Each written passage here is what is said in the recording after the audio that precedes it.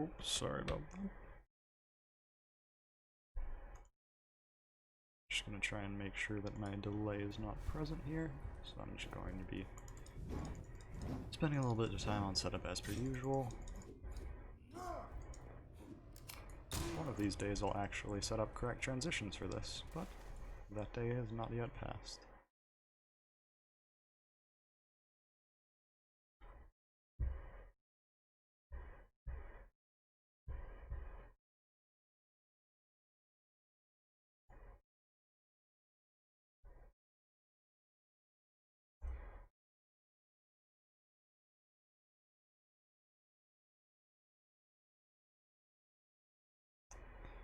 It's looking like everything's going okay. I'll highlight this menu to show off a couple of things, but I'm just gonna double check one last thing.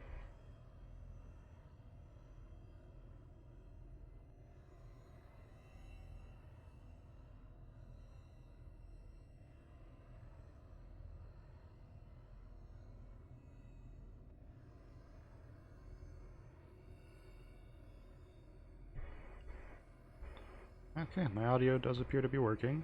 Successful. It's always good to start out with that.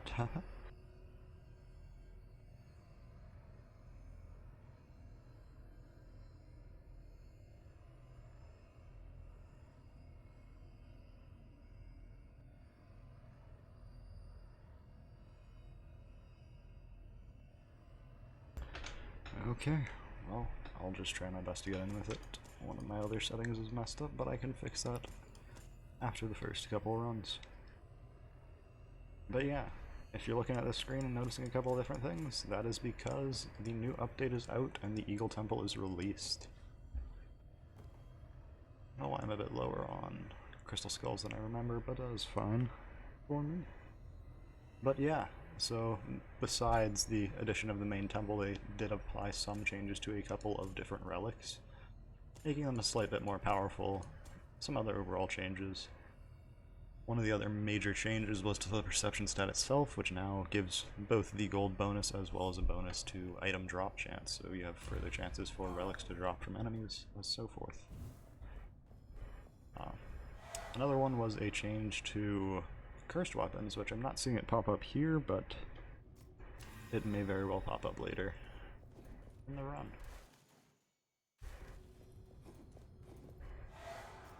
One of the other major changes was with the damage scaling as well, so if you watch other streamers, or even some of my things, you'll see that sometimes my damage can start scaling pretty uncontrollably, and that will no longer happen.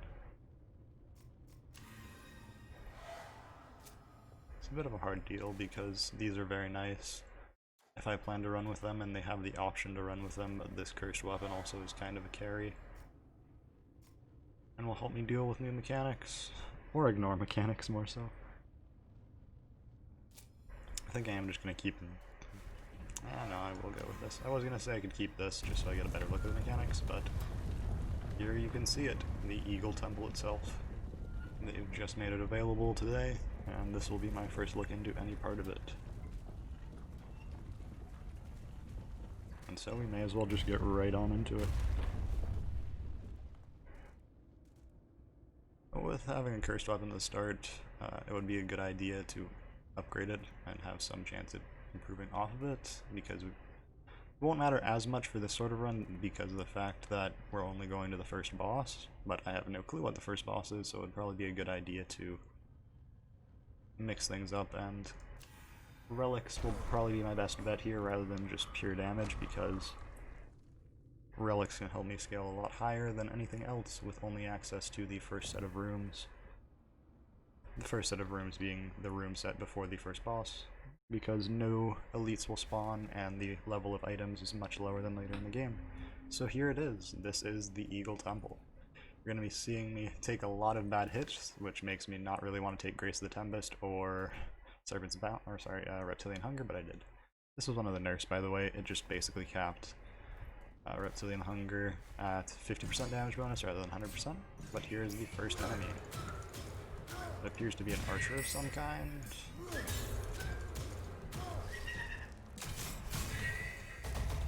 Ah, we've seen that mechanic before with the lightning effect, or sorry, not the lightning effect, the earthquake mechanic in the previous dungeon, the previous temple, the serpent temple.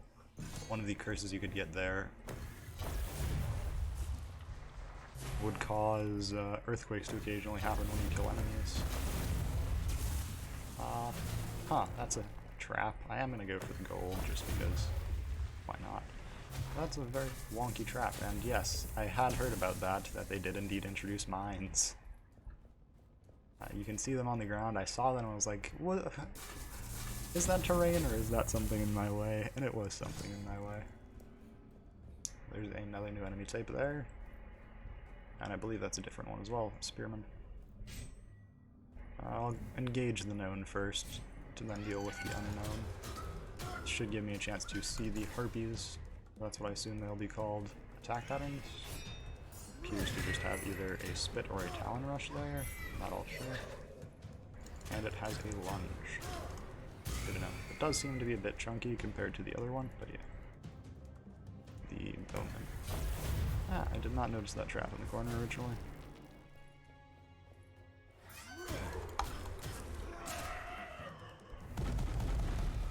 Okay, that is good to know. It has a very, very high range attack there with that earthquake effect. So you just gotta dodge to the side for it.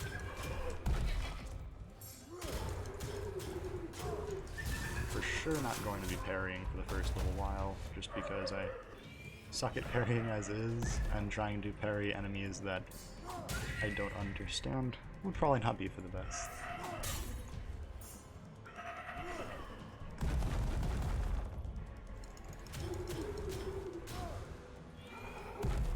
But yeah, some of the changes, I've already seen some complaints about them, specifically the changes to the cursed weapons. A lot of people are unhappy about. What they did them is basically just add in... They changed the benefits to the cursed weapon, as you would say, so they now have a beneficial and a negative affix to them, which the benefits appear to not correctly balance out the negatives, but I'll have to see how it is for myself when I eventually get one.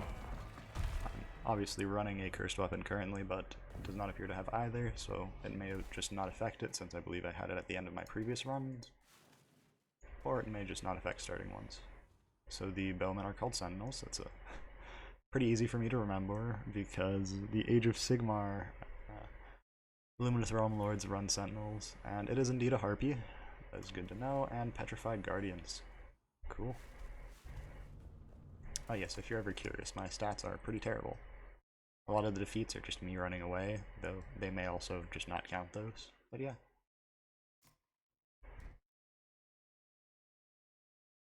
And just interesting stats here I never really paid attention to, and I don't believe this rate of successful parries because I've failed quite a lot of parries, but yeah. 106 blood offerings and 1 final curse survived. And yeah, I really do hate Visions of Madness. Ooh, you can break that trap. That is good knowledge to have. It does also appear to break immediately off of getting, or hitting an enemy, or getting hit.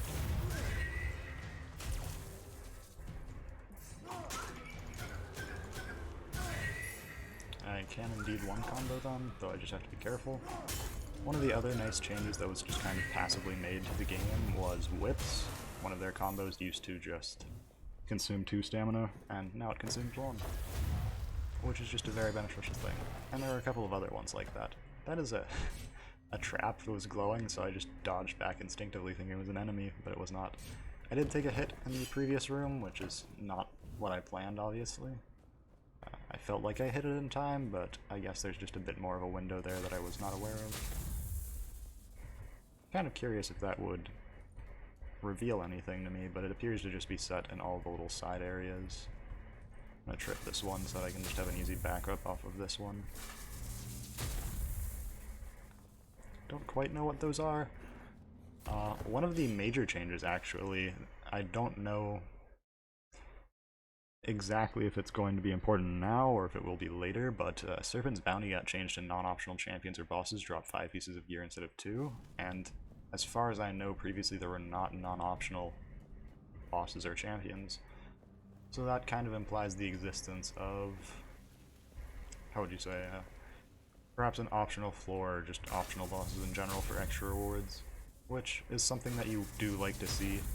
It benefits higher skill in the way that if you're able to take the risk and do an additional entire boss fight, then you get more reward. And that's one of those things that you like for later parts of scaling in games. Did not realize that was there, or a trap. I am getting somewhat used to some of their attacks, but not entirely used to it enough. Seeing if I can bait them into that. But yeah, that tectonic shake attack seems pretty straightforward to avoid. You just kind of have to keep walking, and it works out for you. Base damage for whips would be solid. Greed kills or removing corruption would also be nice, but I kind of just want something for damage here. I can take a third lightning damage with my 0 lightning weapons. I will just take 6 perception here. It will most likely be replaced with time, but for now it will provide a bonus, and that bonus now also includes a chance at additional drops in rooms. The developers mentioned that bosses themselves have just a pure chance to drop. Sorry, not bosses. Enemies themselves have just a pure chance to drop items, but it's capped at 1 item per room. And now with perception, you'll be able to go past that cap, depending on how high your perception is.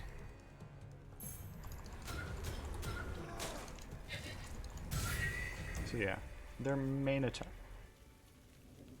No, I don't think I could just... The whip is just a nice bit of extra damage, but honestly, the shield just kind of is helpful, though I'm not going to be pairing. It's only helpful just because the fact that it has lightning damage of some kind, which is what I want. So I think I am going to take it.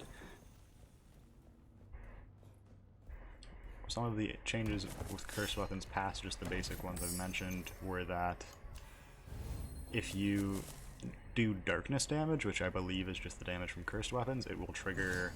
It will extinguish fire, it will trigger poison, it will activate poison effects, I believe, which just means increase them, and it will activate lightning effects, which I believe means it procs lightning damage. Huh, you can just kind of use mines to instant kill them. That is a nice thing to know, actually. I believe that is one of the traps that does the cyclone thing, where it just cycles in a circle.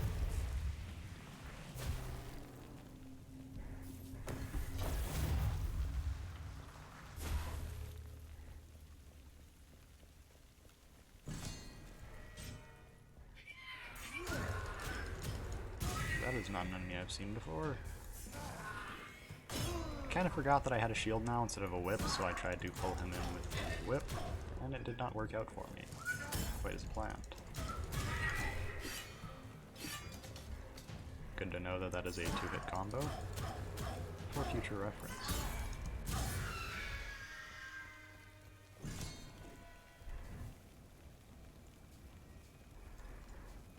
Nothing here I really like. I could go much farther in on the lightning, but I have no use for lightning, besides the occasional proc with the shield. And that is the kind of thing that I want. Critical damage is pretty easy to start, or 20% for sword. That's a bit difficult because my main weapon is a sword anyways. But yeah. If this is looking somewhat easy, it's also because it's the starting level, but more than that, the Serpent Temple, or at least based off of what the devs have said previously, was intended to be the highest difficulty tier, with the Jaguar being the easiest, and Eagle being in the middle factor there. They're called Blade Masters, by the way. I could avoid spending corruption here, and not taking as many curses, though this does get a benefit for just taking curses. This builds in and focuses on damage, so I'll do that. If I hit up any stat rooms, it'll mean that I can afford them for the full buy, or I can get close to buying something else later on, for example an upgrade, because the upgrades on cursed weapons are pretty expensive.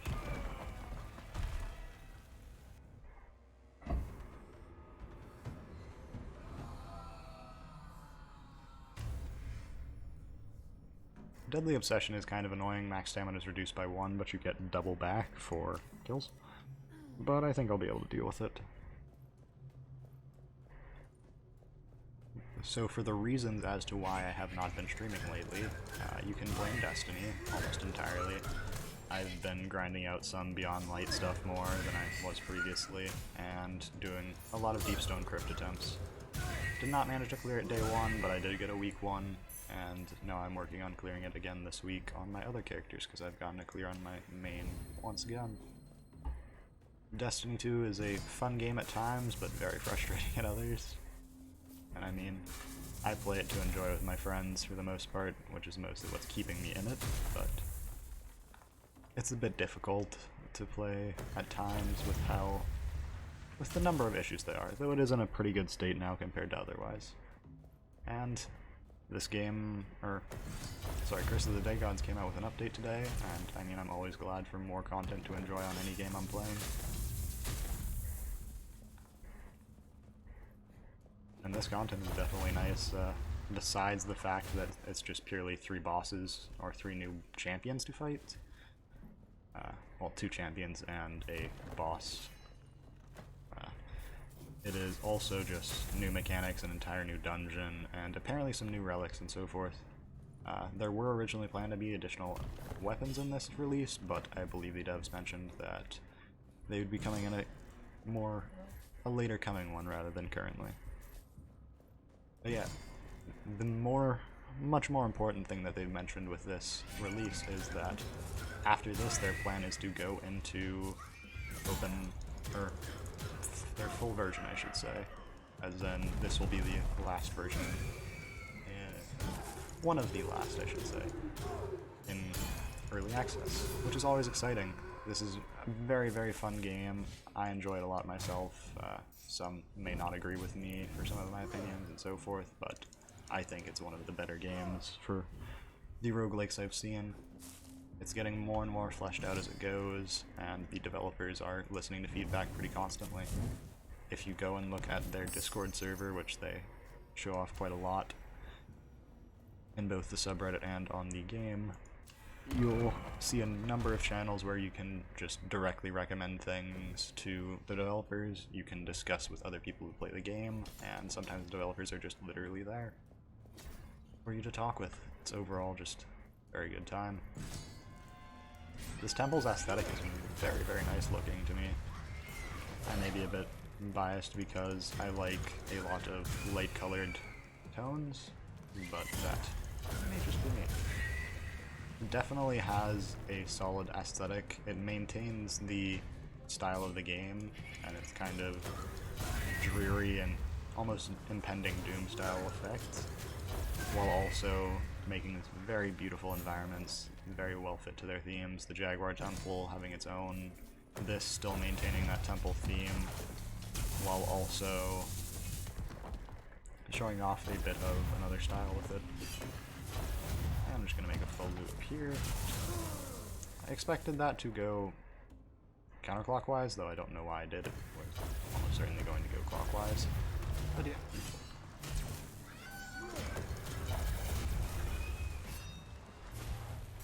Took a bit of a bout at the fair to the statue. It is a bit more instantaneous than I expected for the original thing. And as you saw there, the trap had hit the harpy with lightning, and my follow-up finisher attack, which deals darkness damage on this cursed weapon, triggers the lightning effect.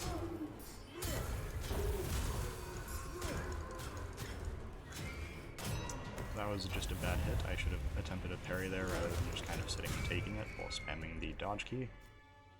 I'm going to restore health here to just try and make sure I'm at a solid amount for the coming events. And we get damage and health here, which is exactly what I'd want. Just better sustain and better able to deal with rooms. And I'm just going to go to a healing room. It'll give me more health for the boss, and it leads me to the weapon upgrade, which is my goal in coming down this path, so it works for me. I'll be taking a curse regardless when I leave this room, so I may as well just heal.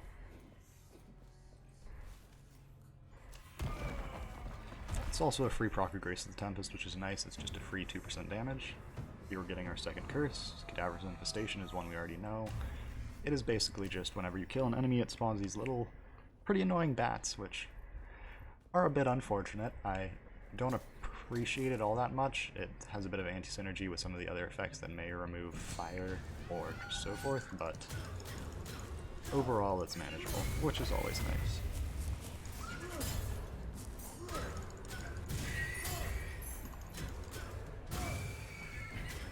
The bats you're seeing around me right now are said cadaverous infestation. That was just a bit of bad dodging there. I assumed that the only thing I would have to dodge there was the enemy itself, but I also had to deal with the archer from across the map. I'm just going to make some distance here to avoid the enemy rather than actually dealing with it.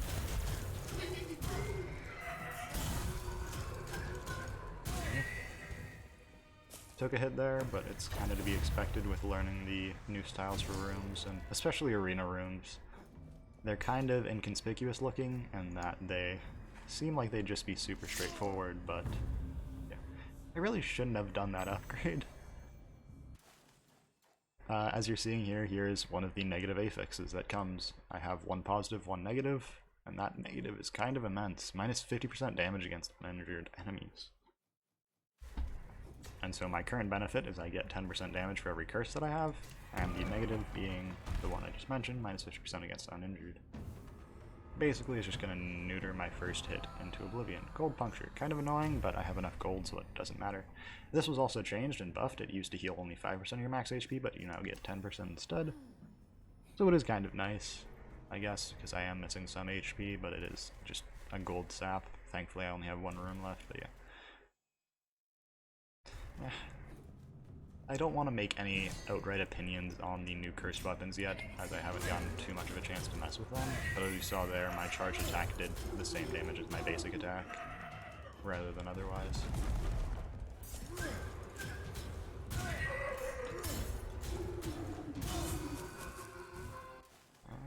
I did go with the crit, yes. Okay. But yeah, that critical damage relic is going to be just one of my major damage dealing tools here, just because if I manage to somehow get a successful parry off, it will mean that I have all the more damage because I auto crit with my shield, and it just basically buffs the finishers for my current sword. I could give up the current sword for this. I don't think I will, just out of concept, but that would be a very solid choice, seeing as I do have two 15% lightning bonuses on top of a 45% critical. But this cursed weapon, even with the negative side, is still very powerful because interrupt effects do work on bosses. They usually just extend any damage phases, basically. These also got a buff, by the way. You just regain a lot more health when going through doors, but yeah. I'm gonna go for the critical here, because it's solid. I could have rerolled there for something better. With 3 rerolls, there's a chance that I could have just ended up with nothing, and I'm just going to take what I can get. That's one of the things you definitely got to learn in this game, is taking what you can get rather than going for more, because there's going to be an element of risk versus reward than going for more, but if you run out and you get nothing, then there was no point to it, really. So, there's times where you'll need to take what you can get and just move forward. I'm going to be going into this first boss here, which is going to be the end boss for this run, with level 2 sword, minus 50% against base, and then this shield.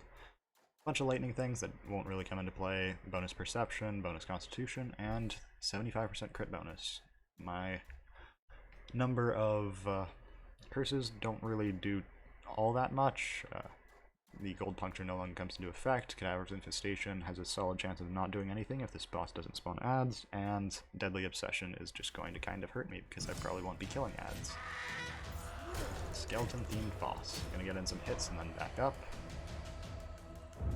Not all too sure what it's going to do. It seems to spawn something there, and it makes a big wraparound thing and then explodes. Okay. Don't quite know how to deal with that yet.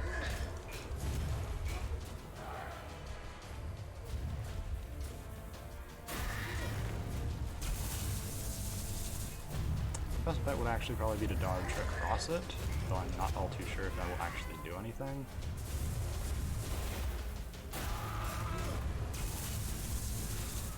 Yeah, that seems to be the way to go about it.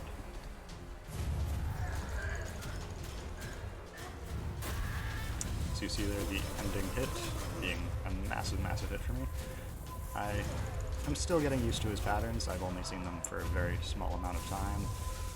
So I didn't realize he was doing the beam attack rather than the little lightning ball attack.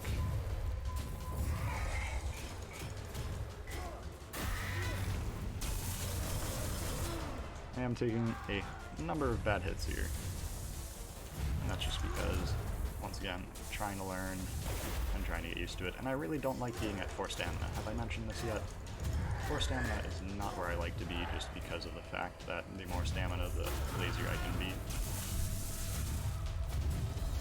And yeah, dodging through the lightning effect does seem to provide a pretty immense time to just deal with it. But yeah, a very, very bad fight against him, but very cool boss. It is kind of the first arena control style boss we've seen in this game. Tomahawk will kind of go crazy around the arena, and the Witch will spawn a lot of things, but none of the bosses I've seen previously, besides maybe the Twin Deities, has ever done that much arena control. The Twin Deities being specifically the Sun and Dark Deity, the Sun Deity being referenced here because it just spawns a lot of orbs, and those orbs hurt a whole lot. But yeah, the first run through a temple is usually pretty easy, and I managed to clear it on my first try, which is good to see.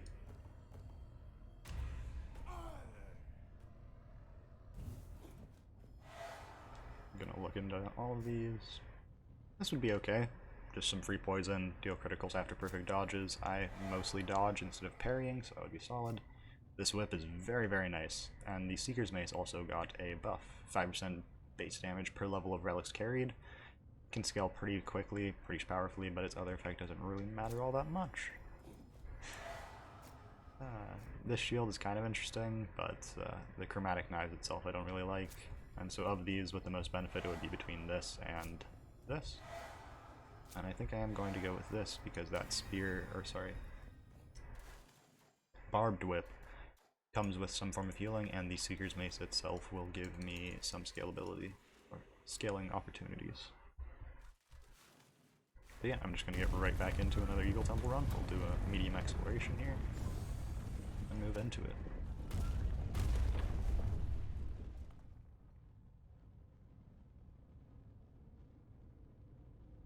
We were offered 2 weapon upgrades here, which is just probably the best of the 2 paths. It also gives me the opportunity, if for some reason this relic makes me really want to do something wild, I can just go to the attributes instead of the gold, but I'd most likely go to attributes anyways, and then that leads me to 2 sets of attributes, 2 weapon upgrades, and 2 relics, which is very, very solid pathing.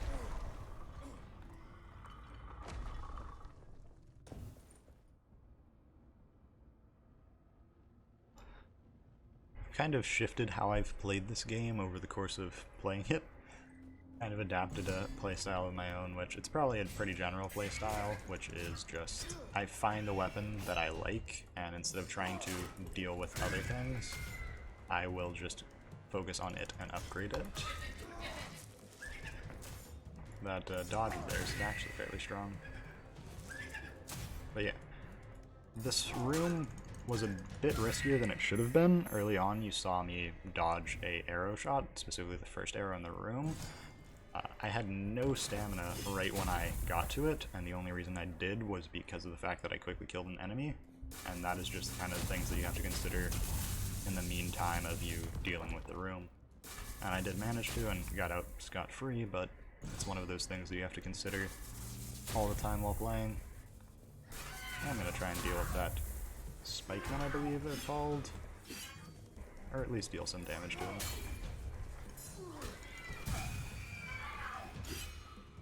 No, it's 2 hits, so I can feel free to dodge them both, and I should be able to finish them with this. Cool. The more relics here I get will just give me more damage. I really don't want that, though.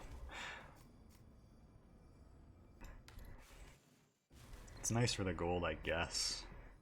and it does give me technically 5% damage boost, which I can just confirm here. It's a level 1 relic, and it does indeed give me a plus to that. So yeah, it'll be some form of damage for now, but it will be quickly phased out more than likely.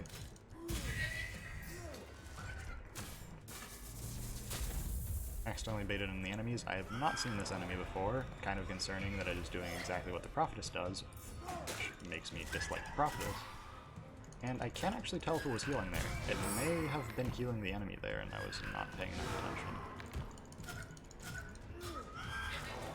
Yes, it is indeed. Okay, so Blood Priest plus Prophetess, as well as having some attack patterns of its own. That is a bit of a nuisance that I will probably have to focus down first whenever I get to see it.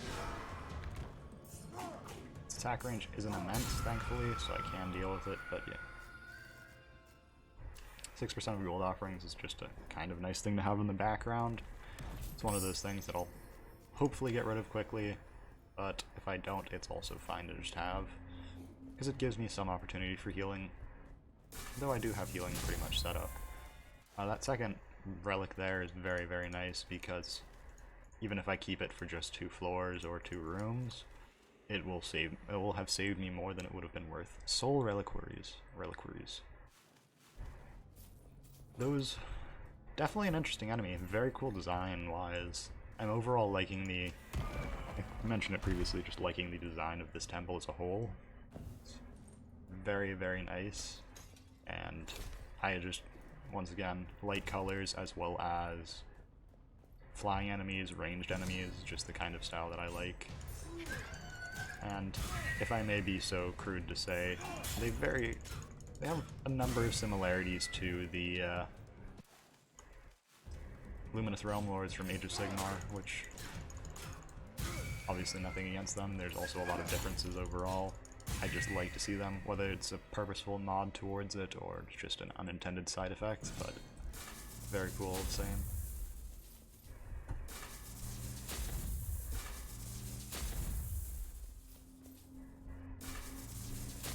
These rooms are all a bit about taking it slow. Like, I can obviously just dodge through both, but that puts me on a risk that I'm not currently confident in saying that I can flawlessly dodge through them every single time.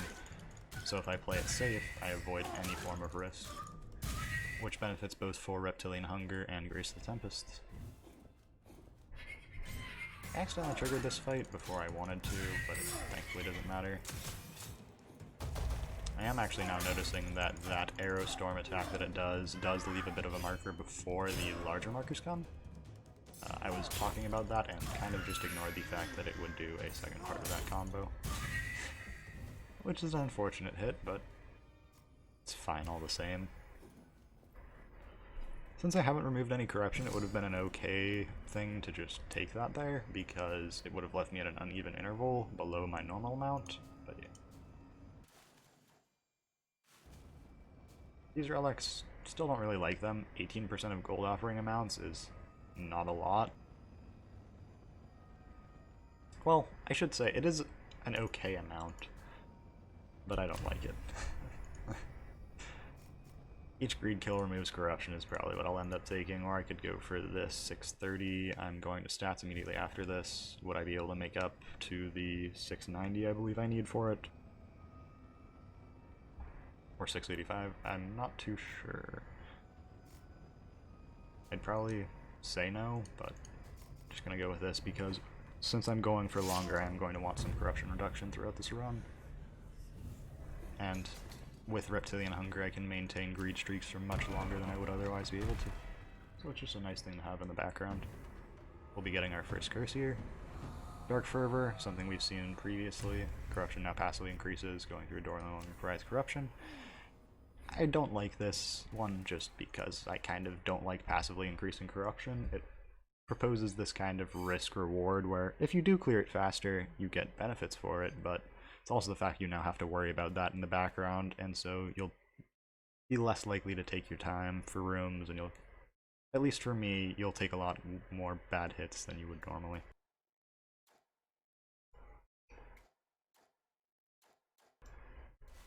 Other than that, kind of fine. Not too much in the game, and I do have some corruption reduction to deal with it.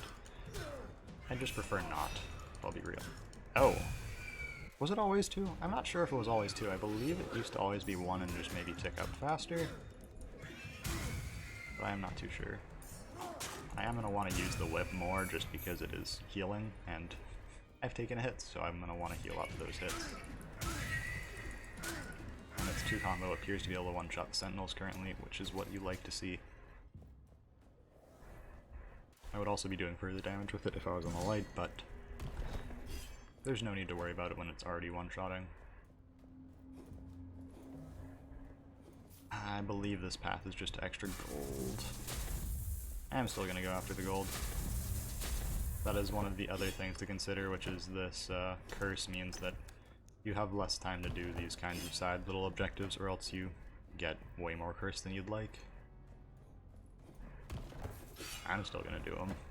I like having gold, and the additional corruption, especially with the fact that I can reduce it now, is an okay trade-off for me. I see the gold. I have no perception, so it's only 10 gold, but I'll take what I can get. Maintaining a solid amount of gold is one of those things, like, you can spend extra time in a dungeon to then get better rewards, and sometimes it's worth it. Sometimes it is worth it, sometimes it's not. But it's one of those things that if you don't do, and you find yourself low on gold, you'll be aware of the fact that you could have done more for it. I've taken way too many hits to that enemy, Jesus Christ. Sorry about that.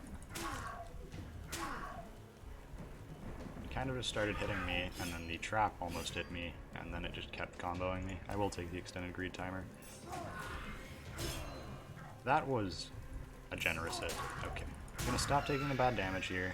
I want to be able to cleanly deal with this boss coming up soon, but yeah, it's 675, not 685. I cannot do quick mat. That is a good thing to know. What do I have before the boss? A lot, because I'm literally 3 rooms in. So yeah, 3 more rooms, 2 of them being guaranteed arena fights, and the others not too sure on, but yeah. I believe stats are guaranteed to not be an arena fight, and weapons may be the only one that have an option of being arena, rather than relics, but not too sure. It was either relic or weapon that could roll as arenas. I am going to be lighting up the rooms, just because it means that I can get a damage bonus with the whip, and I was hoping it would let me insta-kill the harpies, but it sadly does not.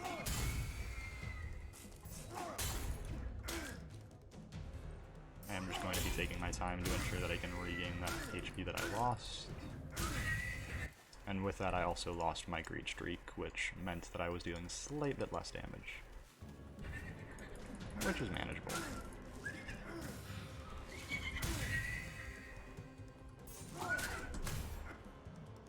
The one thing with auto-aim is it's definitely a nice mechanic to just have in the background working to help you, but it will definitely make you miss some attacks. Which is, it's a trade-off in its own self. The benefit you get, it is very nice to just have to worry a lot less about aiming, but in the same way, it's a bit of a nuisance at times. And that's how it'll be with any auto-aim. One of the other major games I play is Destiny 2, and I play on console, which comes with auto-aim on the controller as an aim assist. And aim assist is a mechanic. It's very helpful in general, just occasionally helping you hit some shots, making your shots a bit easier to hit, and so forth. But there'll be times in PvP, for example, where you'll just end up missing opponents because someone ran in front of them and you weren't trying to aim at that person in front, but the aim assist will kind of drag your screen off. And say I'm trying to whip someone in the distance, now all of a sudden I'm whipping someone closer who's technically easier to hit with the aim assist.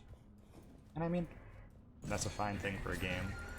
It's not too much of a nuisance, and it is a solid beneficial ability otherwise, but yeah. That whip upgrade is very significant, because besides the fact of a base damage upgrade, it also gave me base damage upgrade if you are using a whip as your main weapon, and we are. Okay, so that has a 2-hit combo at the end sometimes. Good to know. I did lose my greed streak, so I'm going to have to be aware that I have slightly less damage. And yeah. Going to bait him in because this will interrupt his attacks. It's good to know that he attacks very rapidly after that fact, because That could have ended up getting me hit there. Those two enemies together is not a pleasant combo. As you see here, some of these rooms will net me a corruption reduction because of how small these Coliseum rooms, whatever you want to call them, they're basically just single rooms for the reward. They will end up netting me a corruption benefit usually, but it's also just I have to be a bit riskier overall. Scaling wise, this would be the best choice. Upgrading this gives me just some extra damage, and this does scale pretty well. But I mean, I could give up health for this. May as well focus in on one thing that is working out really well for me. As you saw there, I paid HP instead of corruption. That was thanks to the relic that I had just got. Sorry, not the relic, the curse that I had just gotten, which is Sincere Offerings. Basically just replaces corruption offerings with blood or health offerings. And I mean, it's a pretty solid trade sometimes. If you have the capability to deal with it, it's more than beneficial at times. One of the other key changes they made is a lot of heavy weapons will sometimes give you a lockout period during their animations or after their animations, where you can be able to dodge or parry. That has now been changed so that besides ones that leave you just directly stationary while you're doing the animation, you will now be able to immediately dodge as you would otherwise. It was unintentional, but I did just discover that the heavy hit, which is the second hit on the whip combo, will net me a kill on those enemies, the sentinels. Which, hey, it's good knowledge to have for this sort of thing. I know I said I probably shouldn't be taking the extra gold because it just gives me more corruption, but hey, I like extra gold. Rather low on the stats here than I would like, but I have more room to upgrade. I'm gonna get some damage and gold here, sorry. Gold gain, I should say. Though, now I'm seeing that the text has been updated to treasure gain, which is kind of cool. Sorry if you heard me hit my mic there. I accidentally bumped into it. But yeah, this will be the last room, and it'll be a relic. It's a chance for me to improve my run more than what I have, while maintaining my current focus on the build, which is the whip. To combo these enemies. Very nice. The harpies. You'll see me, if anyone's new here just checking out, you'll see me checking the bestiary a lot, which is just because I like to know the names of enemies so that I can call them correctly. I'm somewhat engrossed with a lot of games' lores, just the details in them, and this game is no exception. It's nice seeing what developers can do with limited design space, and being, I shouldn't say limited design space, being focused around this temple setting with the Pretender and the Blood Gods is a very unique setting in its own right. And it has a lot of room to go in different directions, and I just enjoy seeing that. Really want him killed. I hate him passionately. And he is gone. As you're seeing there, the relic that reduces my corruption or greed kills is showing a lot of benefit here. Base damage for spears, entirely on mystery. So I'm just going to replace this one. It's a net neutral on the bonus for my Mace's main attack, but thankfully it will give me a benefit with the 4% gold. Onyx Shards is just in general one of the better things, and with using a whip I will be critting a lot on top of weakening, and so I can get rid of it for this. In that situation I could have given HP thanks to Sincere Offerings, because I do have some HP regeneration, and I believe directly after this room I do have access to healing, but I just wanted to be sure for this boss fight because I'm still not all that confident with dealing with it. As you see there, the second hit on my combo auto crits, which is what you want to see when getting something like Onyx Shards. Here he is doing the lightning dash. I see there's a bit of a charge up for that. One that I want to avoid being the lightning blast. It is very much a nuisance. It appears when he gets to his second phase here at half health, he starts... thought I got far enough to then dodge, but when I turned around to dodge, it hit me. But yeah, he adds additional attacks there to that specific attack animation, which is good to know. Having lost my greed streak now, I do deal slightly less damage than previous, which, I mean, less damage is just less damage. But I do end up wrapping up pretty quickly before he can finish that lightning blast attack. Overall, pretty nice boss fight, only got a couple of hits in there, and that boss still looks amazing to me. Because I have healing, I'm very tempted to just keep Sincere Offering and get rid of Dark Fervor, which I do think I am going to do. Dark Fervor can be beneficial, and is one of those things that is just nice overall, but I like to be able to take my time, and actually getting a look at the new temple would be preferable for this kind of thing. I'm just going to not take that just because I don't prefer this style of them, though, in fairness. It is better than healing off gold, so I'll take this second one. It also comes with Dex. This would be a good synergy, but I do definitely want to look at the Warmonger's Claws. It's kind of tempting because of just how powerful Warmonger's Claws will get. Oh, someone in chat that I have to quickly ban. Sorry about this.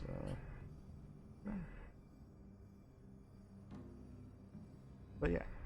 I could just keep the mace or swap into these throwing axes. It's hard just because 20% chance to inflict poison damage means just pure additional damage, on top of the fact that it scales off Constitution. I'm not mainly using my main weapon. It's a bit hard. I do think I'll just keep the mace because that does give me a damage bonus with my whip weapon, and that is what I want right now, is more damage on the whip. What is the route? I want to take this route, so I'm going to try and get any healing that I can get out while I can. There's something to be said about taking that instead of maybe the 200% greed kill time limit, especially since I'm not actually maintaining it as well, the greed limit, but I don't plan to have all that much gold in the end, so I'm just going to take the health burst so I can be a bit more safe. It's equivalent to 8 enemy kills, and I mean, or enemy kills with the whip, I should say. But that assumes I get them flawless, and that would net neutral me to what I have now. This is, yeah, a weapon upgrade. This will be my first time seeing elite variations of enemies on this temple, which should be nice to see. I am actually going to spend time, because it's this enemy, and he has very, very choreographed attacks. I'm going to get rid of those traps and deal with them, just out of precaution for later phases when inevitably an elite spawns. Which, I believe, there's one right there, yep. It appears it spawns harpies, which is kind of interesting to know. I only know that because I saw the purple health bar there on the aforementioned harpy. The Harpy's attacks are definitely something to be aware of, though, because of how far that lunge range is. But yeah. I am entirely fine with taking my time here thanks to the fact that I got rid of Dark Fervor, so I no longer have that timer in the background limiting my run. And it's once again one of those things. Dark Fervor can be beneficial, it's one of those curses that has a definitive positive side to it. But it also limits your time that you're able to take with anything. That is the first time I'm seeing that enemy, so I'm just going to murder it. Cool. Oh, that is very good to know. The enemy there's attack pattern now has a triple attack. So I need to just ensure that I do a full-on dodge rather than the normal short dodges that I do to get out of range of it. I will actually go and see what the name of that new enemy was. Dreadful Offspring. It appears to just use lightning based off of that nice little card art there. That is one of the other things. If you pay attention to the bestiary a lot, you'll get to see all of those really nice looking card arts. And honestly, just one of my little side favorite things in the game is, well, I shouldn't say side, it's part of the reason why I play the game, besides the core mechanics, is the art style. It's very nice. There's a lot of little details off to the side that you see a couple of times and then ignore at others, and I really like them. Just a mix of the art style, the animation style, and so forth.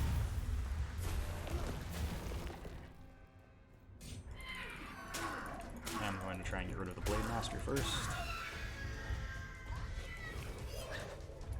Then the Harpy if at all possible. Unfortunately I missed the first attack, so I could not eliminate it there. But I should be able to wrap it up pretty smoothly there. Yep. Indeed I was able to. With the whip, the charged attack will pull the enemy in, and then you have opportunities to do other combos with it. One of them is just the basic, or the double basic, which I've been using a lot here, which guarantees a crit on the second hit and is fairly fast. There's a Cursed Offspring there, which I probably should have dealt with, seeing as I don't actually know its mechanics. It was thankfully fine, besides the fact that I'm currently at like no stamina. Okay. Taking a lot of hits here from just seeing new attack patterns. Didn't expect the Cursed Offspring to do that wild attack pattern that just keeps going forward.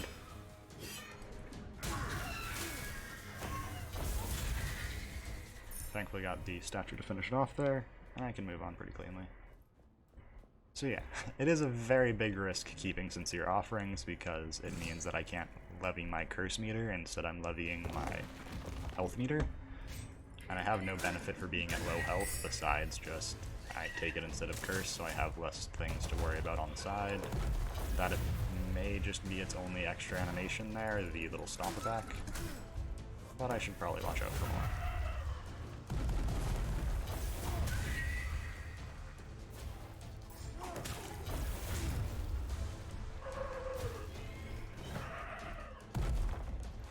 I feel like I just got very lucky there with the dodge ranges, because it felt very, very close to hitting me there.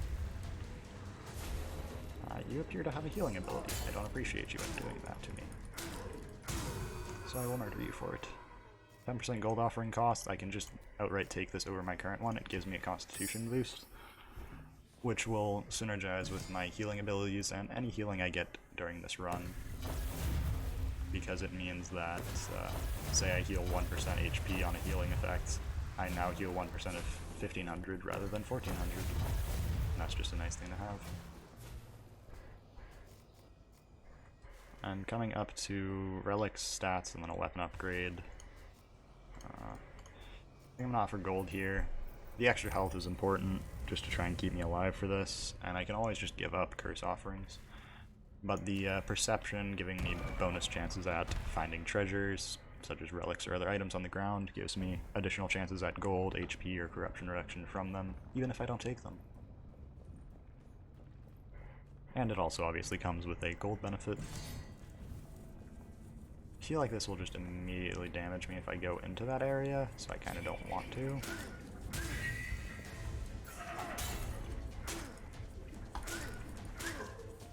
You should never be that risky with your stamina. I'm gonna be real, I brought myself down to no stamina just for the chance of extra damage, and it paid off because they just kind of took it. But sometimes they won't, and they will go and murder you for it. Your misdeeds.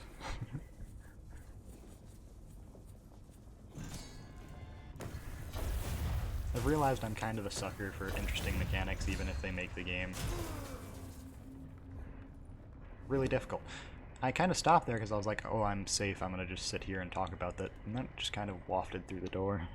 But yeah, as I was saying, I really like doing raids in Destiny.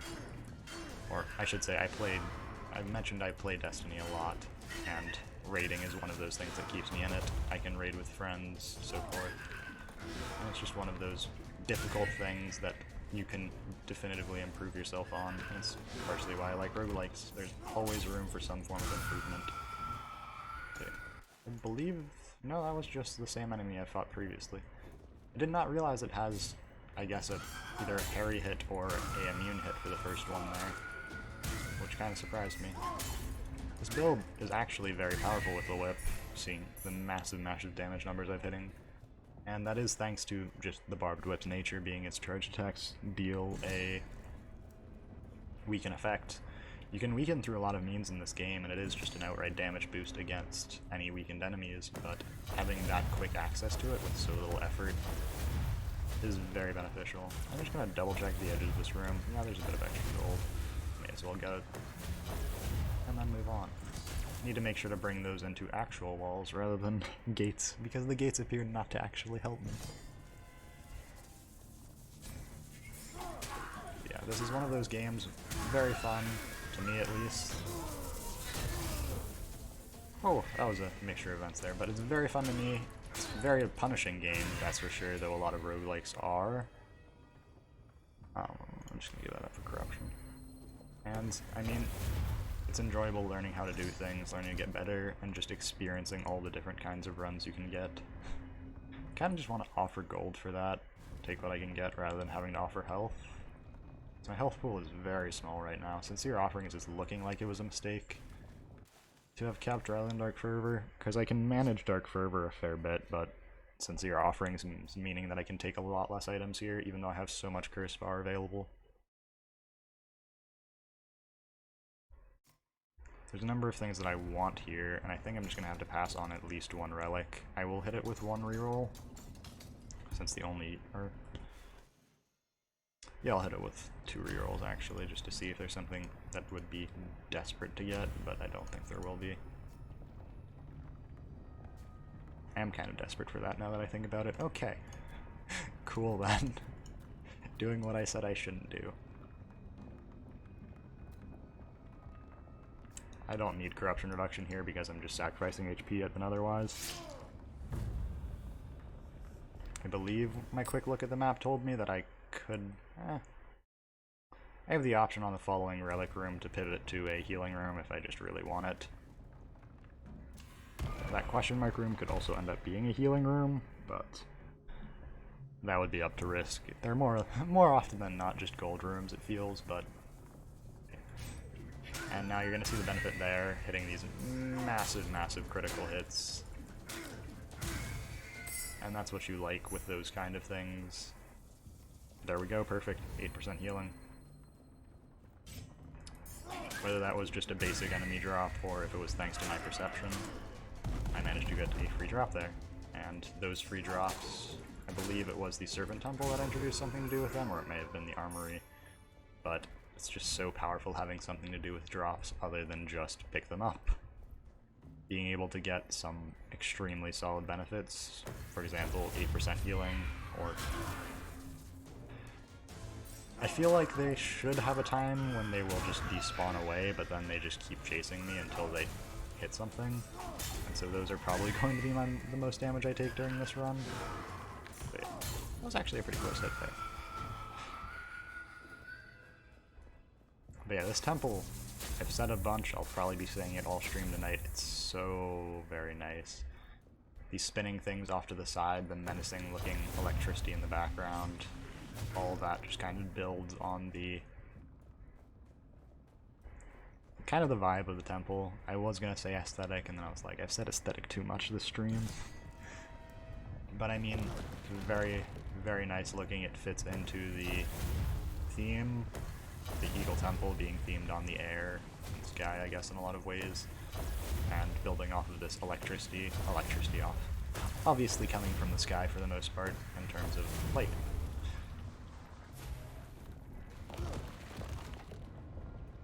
I don't know. It's just very nice change of pace from the Serpent and Jaguar that I've been running through recently. I probably should have checked to the left to see if there's anything else to do, but I kind of just kept going.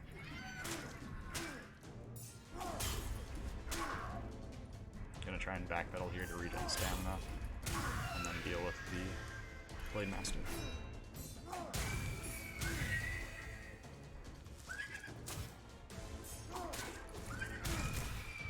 And then I'll just wrap up the room. I am very slowly making up the HP I keep losing, or at least managing the HP I keep losing, but I would hope to not take damage. That is the end goal with this game, is to just not take hits. As is with most roguelikes. If you ever want to start doing streaks or something of the sort, you will just have to get good enough to not take hits from bad rooms like this, and so forth. Thankfully the Harpy summon that got the Harpy that got summoned just kind of walked into that electricity trap, so I got to see what it does, which it appears to have that slight bit of a charge up before it explodes, which is great knowledge to have.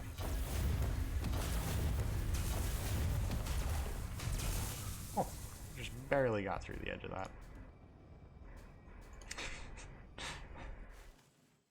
Honestly, that 45% damage is much better than what else I could get. So I'm going to take it over this here for gold. 45% against weakened just is almost a constant damage boost with this current whip I have. I shouldn't, but I'm going to go for attributes. This question mark room could be something, for example a healing room or otherwise, that will provide me with health. It could just be enemies, which if I deal with well, will provide me with health. But I mean, here's to being risky. I have a very, very powerful build right now, 75% critical, 45 against weakened, guaranteed weakens, a bunch of bonuses on this, and so forth. I will be able to get rid of this greed timer soon, which will be nice, but yeah. I like having those throughout the run, because Reptilian Hunger, it does maintain it through rooms, but that doesn't mean that it will maintain in the midst of the fight, so it lets me, as you see, just kind of move throughout, and this timer will count down a lot slower in the meantime. That would just be an outright damage boost. This is the 15% on top of the 4% damage boost from the 2 decks, but I do want the healing. It's one that I would give up pretty quickly here. I'm not sure enough that I'll get healing, and the 200% greed kill time time limit does provide enough benefit that I'll keep it. Oh, that is beautiful. Moving side to side and getting a change of darkness and depth, and then just the massive blue expanse, as well as the large view of the temple skulls there that are just rotating. Very, very beautiful scenery here.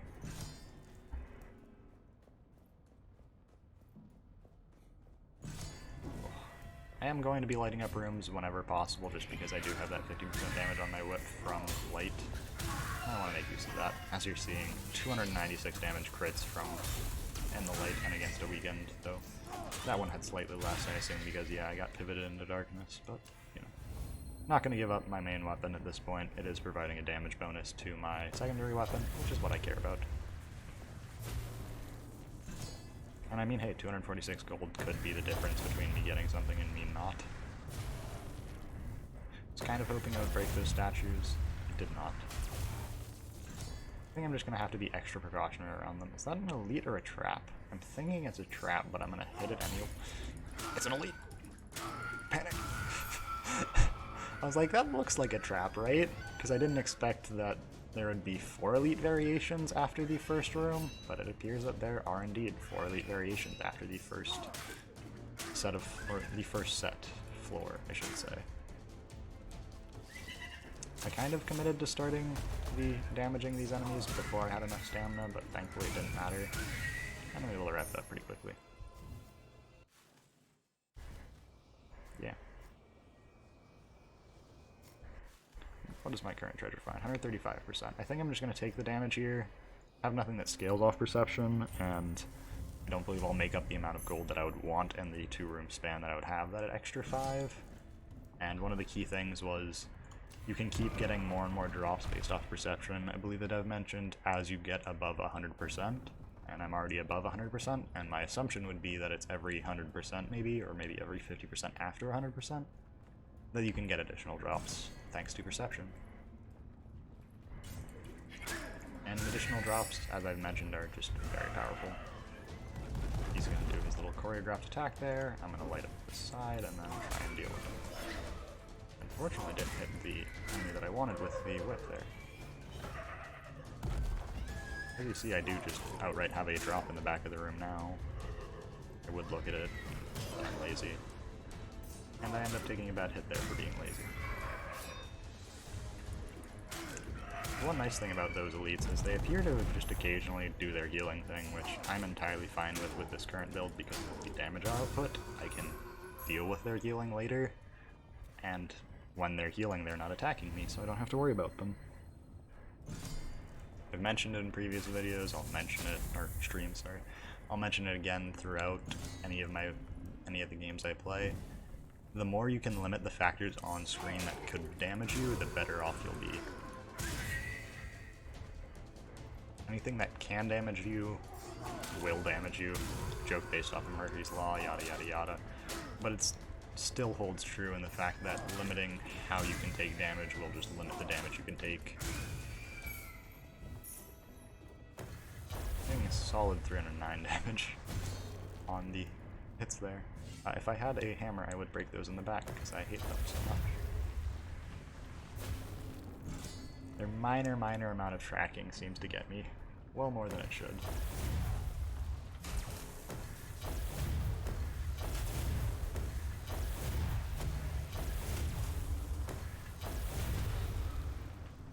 Ah, there was a gold urn back there that I could have snaked up. This room's already lit for me. Ooh, I definitely should have gone for the Cursed Child. Gotta check it in the middle of a fight. I need to know. Dreadful Offspring. And I apparently got something for Harpies. I believe I saw.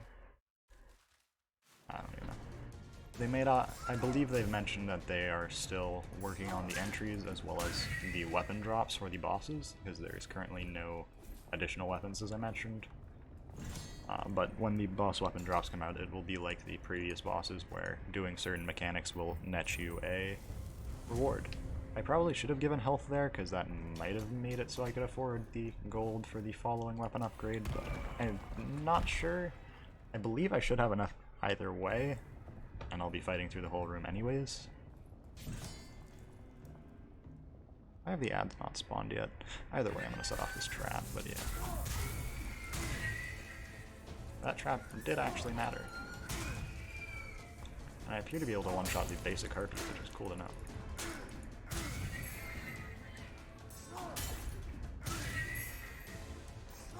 There's another one of these elites, and I can two-shot them.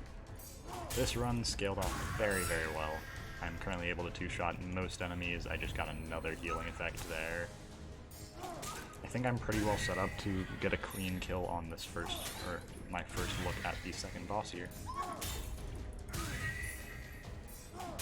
You just kind of slurp them up with the with the whip and then bring them to their demise. The whips are very, very powerful weapons. Okay, maybe I couldn't have afforded it, but somehow I got a heck of a lot of gold there. As you see, I'll be getting 5 bonus damage on top of 6 otherwise damage. Yeah, 5 for the plus stat and 6 for the base. So overall, a pretty solid damage boost that will only scale even better with my other multipliers. So here we go, getting to the champion room.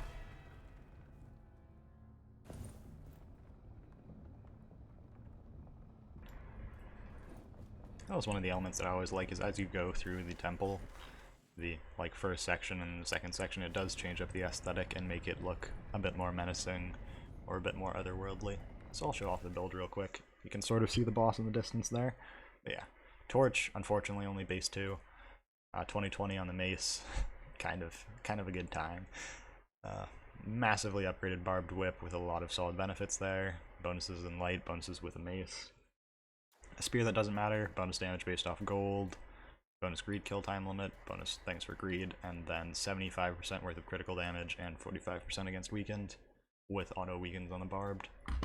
And overall fairly high stats for the amount of stat rooms that I went to. So let's go. Oh, it's a big boy. Oh, and I do solid damage. Okay, I did not actually see the attack pattern happening there. Very aggressive hits. He broke my light the moment after I made it. I mean, I don't appreciate that. He appears to be able to do his little attacks in the midst of me attacking him, which I don't appreciate, because it keeps interrupting my charge attack, which is the one that I want to do. But hey.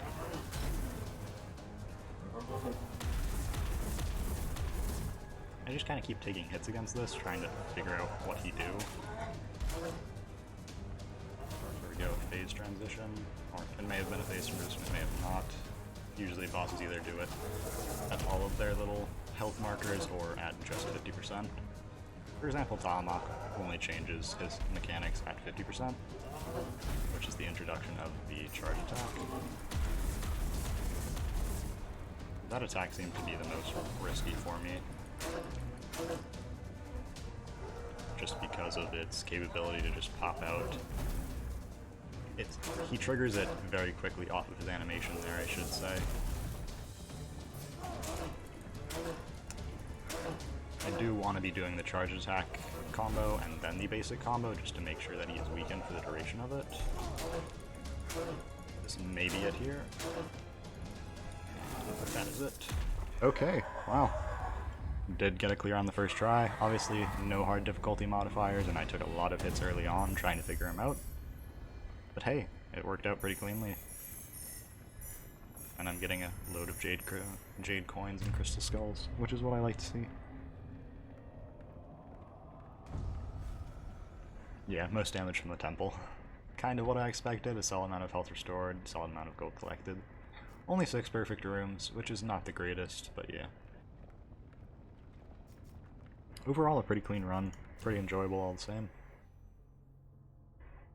We now have the complete trifecta that you see in that loading screen of the red, blue, green, jaguar, eagle, and serpent. Did that push me over? No, it did not.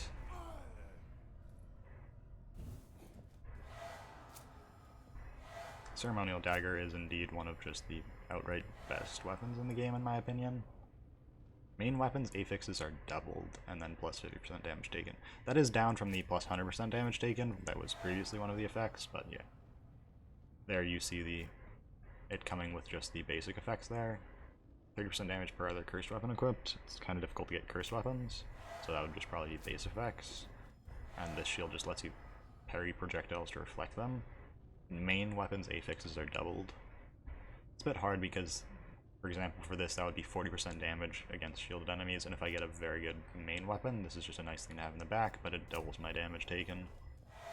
Versus Lightning Whip, and one of the better swords in the game. It's a bit hard there. I don't think I know the enemy's mechanics enough to be able to parry them effectively, so I am going to take the sword for another run. That sword is just one of the, in my mind, best curse items besides maybe the heavy staff from the witch, but in general, both of them are very powerful. Interrupting enemies is just extremely, extremely powerful, whether it come from shields or your secondary weapon effects. Or I should say, yeah, it is secondary. Two-handed weapons, I believe, can also interrupt and some of the mechanic effects, but yeah. The Flesh Monstrosity. That is a great way to describe that boss. But yeah.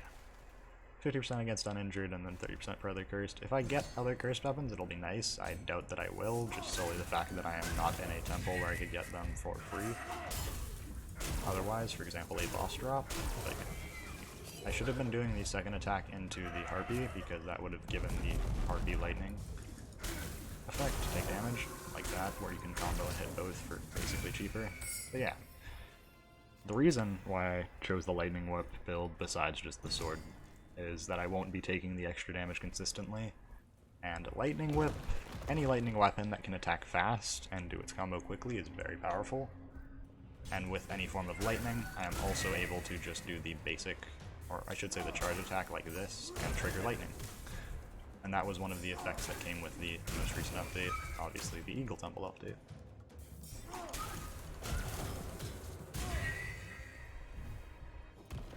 It may actually just be any hit rather than a charged hit now that I'm seeing it. I'm going to go for the extra gold down here.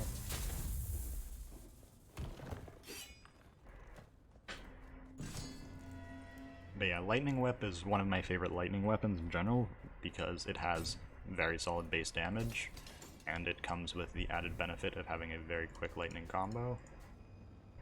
This is a full exploration, so I think I am just going to unfortunately have to offer blood for this now. But I mean, it's not too much blood, and it is a solid benefit that could just stay with me for the entire run, depending. It provides Perception as the extra. Perception isn't all that useful in terms of the minor amounts that I'm getting from those sorts of relics. It would be great if I could have gotten like Dex or Constitution, because those provide continuous benefits that are for combat, and that's the purpose of the relic, is for combat there. But yeah.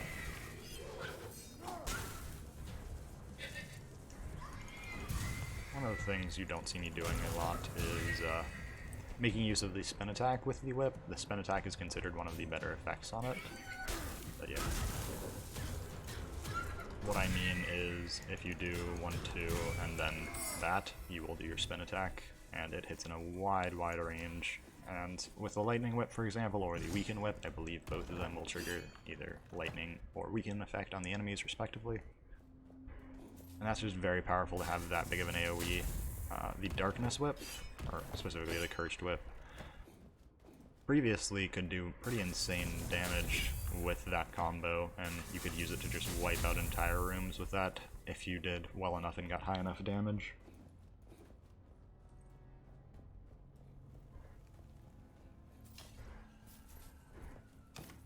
But yeah, you'll not see me using it as much, though I did confirm there that literally any hit with a cursed weapon counts as darkness damage, meaning that then maybe a coming bonus, for example like this, it could have something that just increases darkness type weapons, but any darkness hit will trigger the lightning effect, which is nice. So I can do that, and then that. Though it's now appearing to me, it may have always been the case that lightning will just remove itself after it's triggered once, which is fine. It is a very powerful effect in itself, and I believe a guaranteed crit in its own right. Well, it may no longer be a guaranteed crit, but at least with the whip it's always been a crit for the end. Do I want to offer blood again this early on? Going to a stat room immediately after, so I don't believe I do. What am I going to be getting in this section here? 2 weapon upgrades. I need my curse for that, so I'm just going to take the damage upgrade here.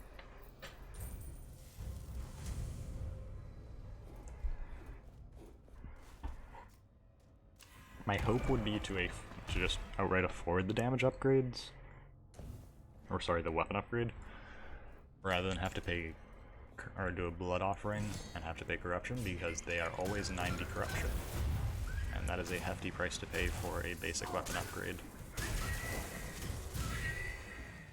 I don't actually quite know what triggered the weaken there.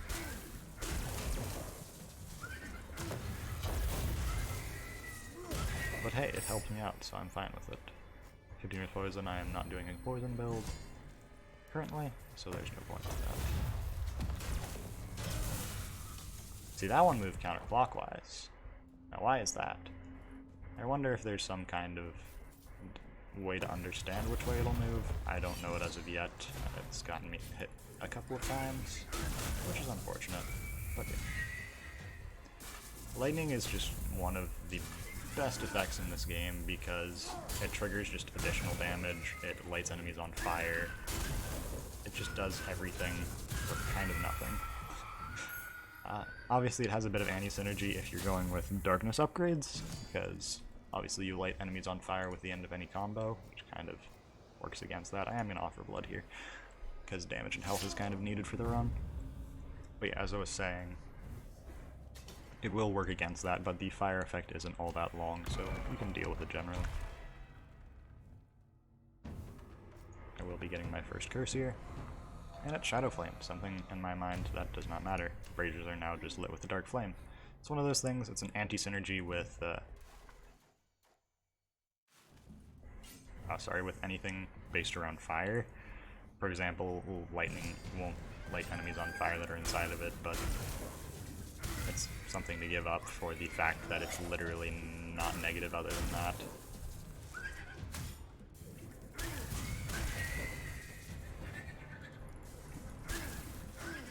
I was kind of hoping I would hit that enemy, and I didn't realize there was a trap there, which is good knowledge to have. I spent my last stamina there to get an extra hit in because I thought I had enough range, and I did not have enough range. Spoiler alert.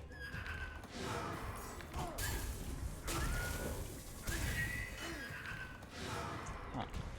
I don't quite know how its little shielding mechanic works. I do need to learn that to start dealing with that enemy better, because if the extra hit had gone off, it would have been dealt with, but it did not go off. I kind of want to upgrade the Lightning Whip. Really just using this for interrupts.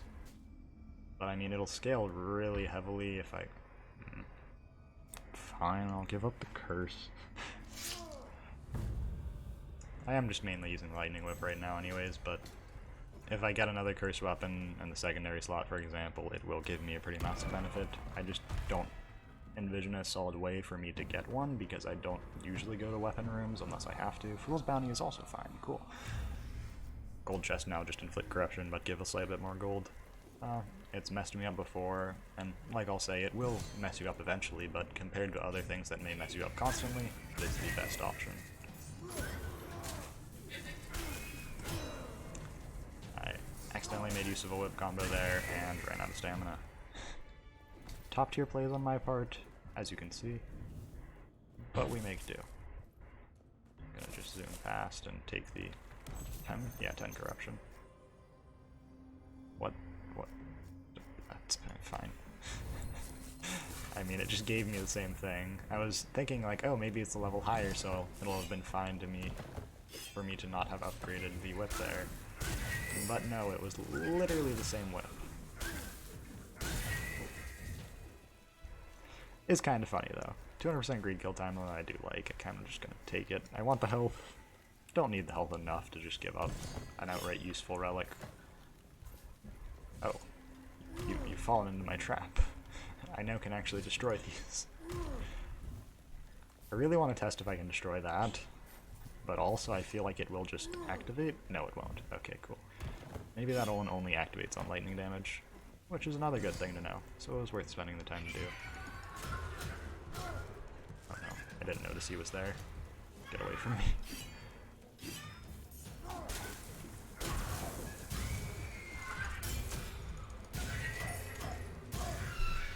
Still I'm not all that certain what is weakening them. It may be an after effect of one of my weapons, maybe the explosion effect of the darkness damage is doing it, but I'm not all that sure.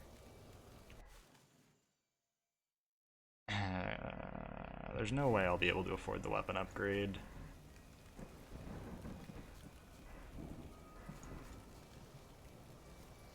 Yeah, I'm just gonna offer blood.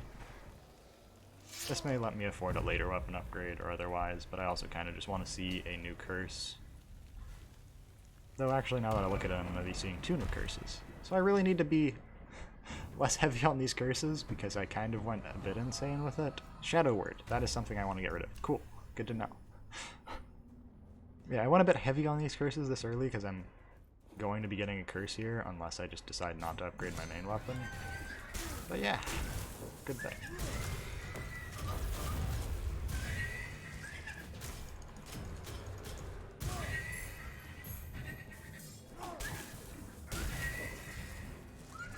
Yeah, I kind of was making a sentence like, oh, I don't need the gold, and then I made some excuse for why I just gave up and went with curse instead, but it didn't actually make sense. What I'm saying there is I really should have given gold for that, rather than otherwise, but I was like, ah, it's only 40 curse, but also it's a lot more than 40 curse. It appears that if I hit an enemy that's on fire with a darkness weapon, it weakens them. I should test that out by hitting someone with a torch and then doing it, but yeah. Yeah, I'm gonna offer gold for this. Besides the fact that I can't really afford this, I am using this whip a lot, and scaling off of Constitution is what I would like here. Yeah, here we go on to the first boss.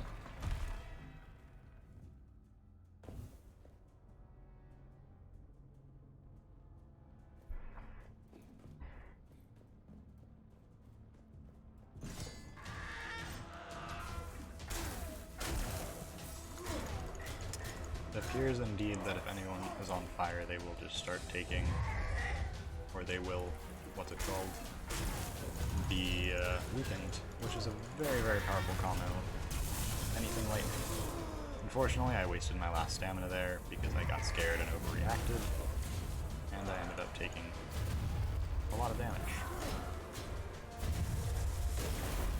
It was actually the first time I've been hit by those little moving storms. So yeah, that's what you should not do with those, because those can be literally evaded by just dodging through them. I keep not giving myself enough room to dodge through them, and then taking a bad hit to them.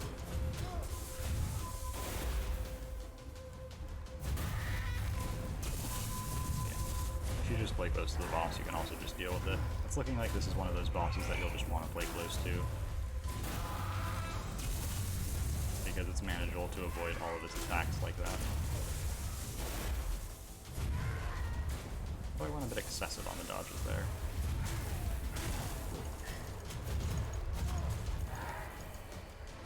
I did just want to kill it there, because now it's getting away and has a chance to do stuff, but thankfully I'll just wrap it up with that. Altogether, not a good fight. Didn't do all that great on it, but I got through it pretty well, and I'm happy with it. Getting through a boss is the goal for me. Bonus damage for maces, I have no mace. And I don't plan to have a mace. Oh, that's a great relic. Greed kills restoring HP is just solid. On top of 100% all healing effects. And a lightning shield. Holy heck. Yeah, that shield... This is why you take Serpent's Bounty. Because bosses have some of the... Champions or bosses have some of the best drops in the game, and they're very, very solid chance of dropping powerful things, and as you saw there, I got 3 of the highest ranking options there. You can tell by the background portrait what ranking they are, but yeah. It's very nice. Hello there, Lau. It is nice to see you. How are you liking the new Eagle Temple? It is it's very fun for me. I'm not great at it yet, but it is super, super enjoyable. I think I'm gonna have to take a healing here. So now that I think about it, I don't technically have to, but it gets me a free room through. I probably should have gone for the gold, but hey, health is health. I'm playing safe here. That is my goal.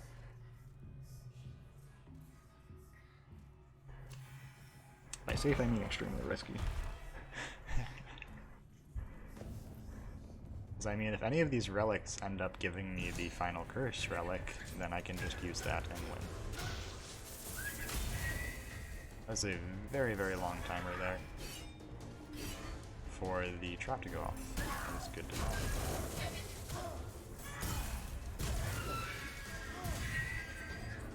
Yeah, the health wasn't necessary. That's good to know that my build is strong enough to maintain that, but it was precautionary that I did it, so I'm fine with having done it. As you see there, I took a hit. Fortunate. But I'll make it up in a couple of kills.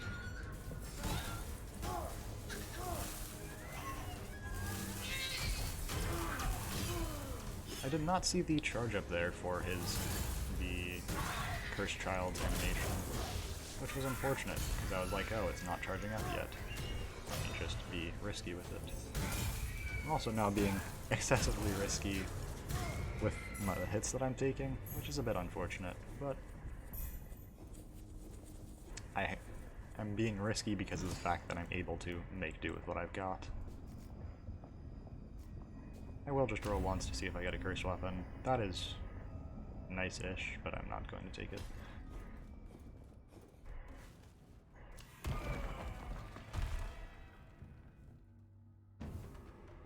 We'll be getting a curse here.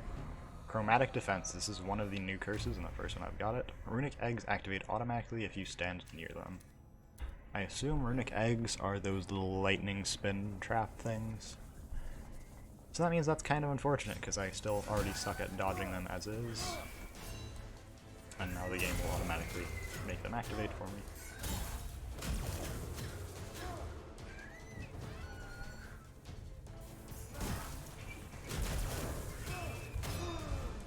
The harpy pecking me from the side was not part of my game plan there, but it's manageable. It appears that some enemies no longer get immediately staggered by shield, which is interesting to know. But it works out. I don't have as much damage this run as I did in the previous, so I can't quite manage to deal with them through their healing, but it works out. So what do they mean? Yes, it literally just automatically activates. Okay. So yeah, that's an interesting effect that I'll have to be aware of. There is extra golden stuff down there, but yeah, fine, I'll go back for it. I was gonna say I'm not confident on myself for dealing with it, but I may as well deal with it. It's all about learning how to deal with it. I was trying to activate the chromatic egg there to deal with the enemies. And I did deal with a lot of the enemies. So yeah, that ended up just being a net gain for health there, more than anything else, as well as a bit of gold, and otherwise.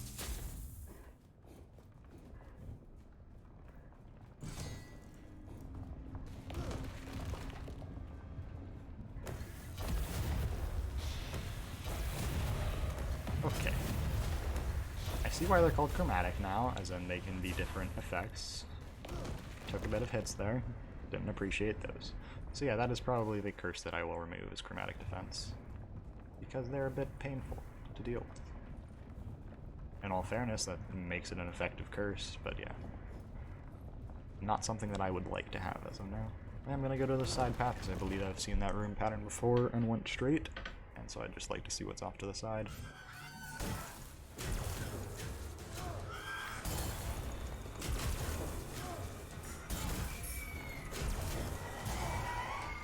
Yeah, this darkness damage effect, synergizing with lightning, is kind of intense.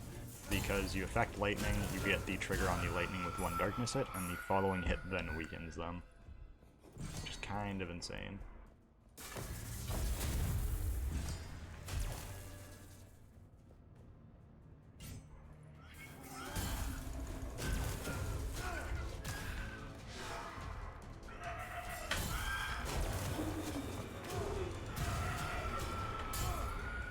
Thankfully I had just enough to finish off that combo because my finishers...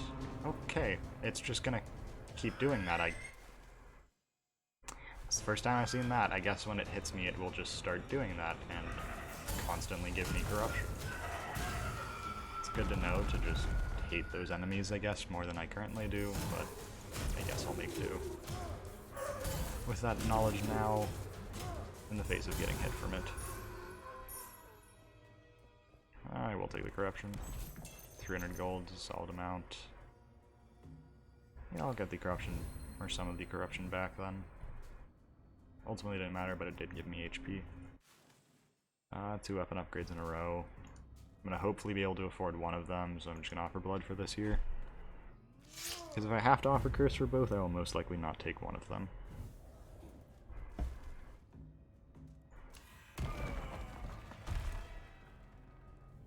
It's looking like, unless I do get something useful, that I will have to take both, which is unfortunately. Dark Mysteries. Okay, other curses are not known. I generally remember the order, and I remember that this one was Chromatic Defense. I believe this was the Shadow Brazier, and this was the chest one, I believe. So I should be fine. Should being the keyword. I'm able to pretty quickly combo those guys. Those guys, not so much, because their lunge range attack patterns seem to be a bit wild. Wow, how is your morning going if you're still here? I believe you UK general area, or non-US viewer, so you are most likely morning time while I am nighttime. Really not liking these guys, because that. Like what? It charged one direction and then hit entirely 180 degrees behind them. What are they called?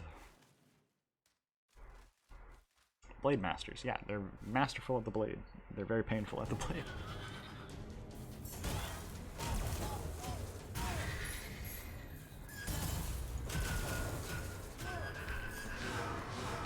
I assume that attack is what they hit me with previously that started cursing me repeatedly. I am taking a solid deficit in HP rather than healing at this point, which is not good. I cannot afford to spend curse on any of this, so I'll just have to give it up for now, and hopefully if I don't get hit a lot in the following room, I'll be able to afford the upgrade, but yeah.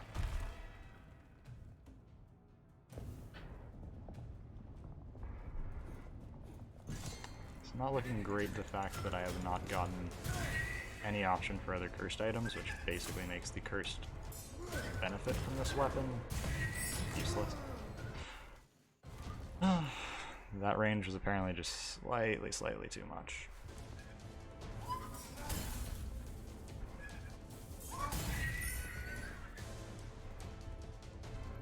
So yeah, yeah, chromatic defense is currently one of those top contenders for the ones to delete, basically, as in prioritize getting rid of.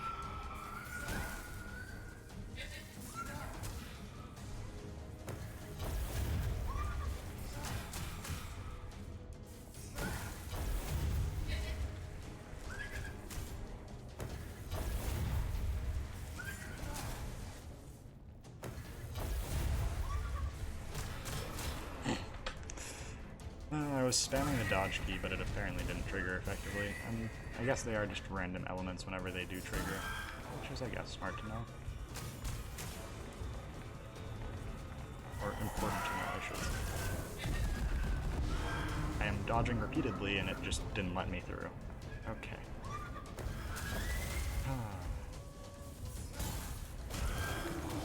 So yeah, that basically is... This room has kind of ruined my chance at winning this run, because I'll now not have enough curse to make it through the following room, but there's always the chance that I just die anyways.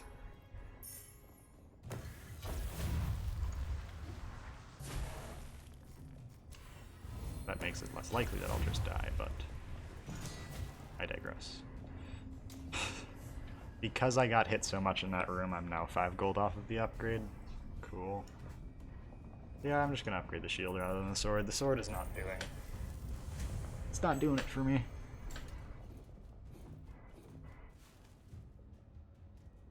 Just gonna go to the challenge room rather than the gold room. The gold room provides drops, which can be nice, but the challenge room provides a large amount of gold, which is what I would like at this point. But yeah, for a bit I'm going to be doing the Eagle Temple and maybe some other temple runs, but after that I will most likely try and branch off into another series, was what I was working on in the meantime between when this was recorded and my last stream. But yeah, it's the first time I've been hit by the arrow fall there. Unfortunately wasn't paying enough attention and got hit by it. But I now have a lot of gold, which should hopefully last me forward. But unfortunately, that's going to bring me up to my 5th curse, because I got hit by that, which is going to kill me during this boss fight. Almost certainly. This is unfortunate. This is the first time I've actually gotten the... Well, second time technically, but the first time on stream I've actually gotten the 5th curse when I didn't want it. So I guess I'll show off the build. It's this badly upgraded sword, this badly upgraded shield, some healing effects, some lightning, some crit, and whatever these two are. Not a very good synergy, and it's definitely kind of showing that I'm struggling, and I'm just not been playing very well. The game tried to bail me out by giving me this as well as these two from the last boss, but it did not help enough because I was not skilled and took a bit too many risks with Curse, which brought me one that activates chromatic eggs, some chest and otherwise, but then it brought me to this final curse. But yeah.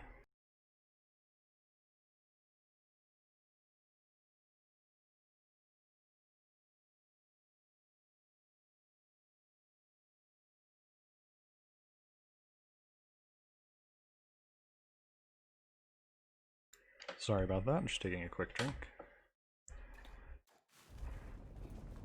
But yeah, 6 HP a second, gonna kill me. So I'm just gonna have to be super risky early on in this fight to try and get some damage out, because I will not be able to take hits later. I should not just let him hit me like that, but yeah.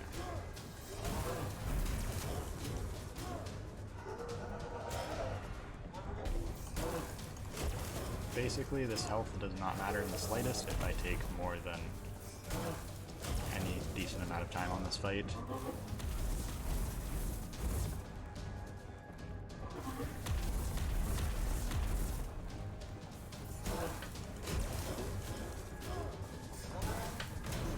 That is the first time I've seen that spin attack. I guess he just does that if you get too close to him.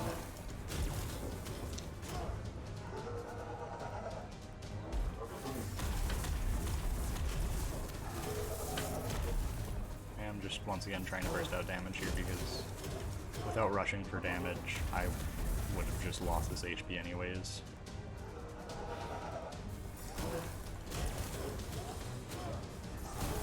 May as well rush it now and get some benefit from it rather than just having it get depleted anyways.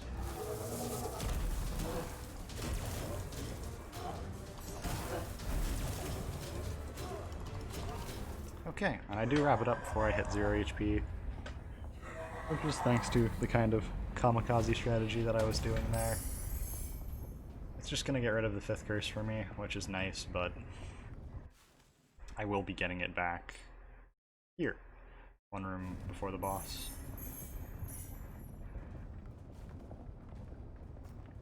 Oh boy, this is gonna be a bit tough.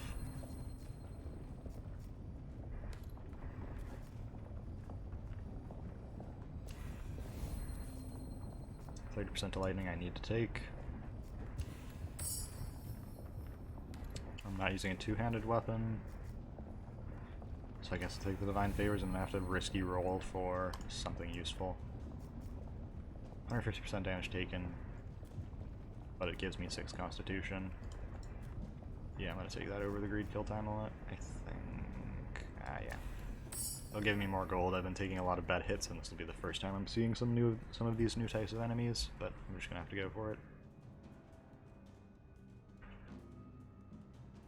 I'm gonna go for this route.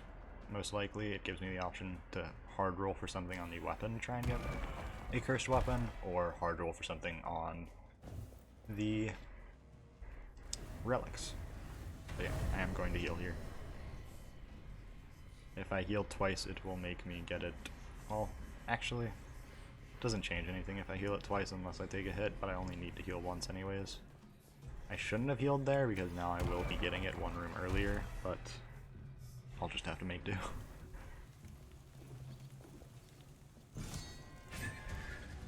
Is this a champ? It's an arena fight. It may actually be an arena fight. Oh. I'm gonna have to get much better at dodging these Blade Masters, because currently they're looking like my most deadly enemy for this run. Because of how far they lunge and then just keep on swinging. It is indeed an arena fight. There's Blade Master.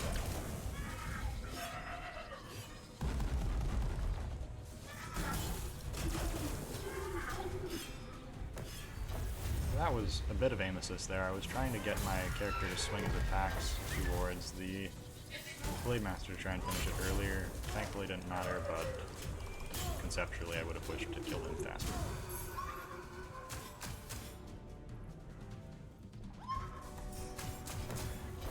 This enemy you definitely have to get close to if at all possible. Works the same way with the other archers. Any archer type, as long as you can get close to them, you can deal with them a lot more effectively. Okay, so that's what that elite variation does. His bow actually tracks you. And that appears to be much, much faster.